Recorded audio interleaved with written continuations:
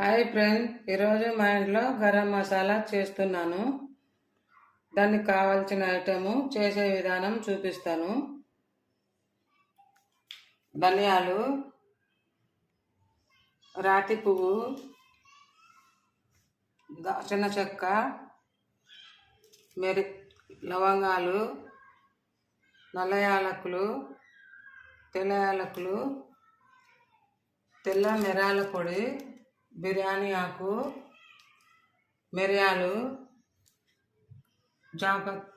జాపత్రి, జాజికాయ, తూక మిరియాలు, మరాఠీ మొగ్గ, స్టార్ పువ్వు.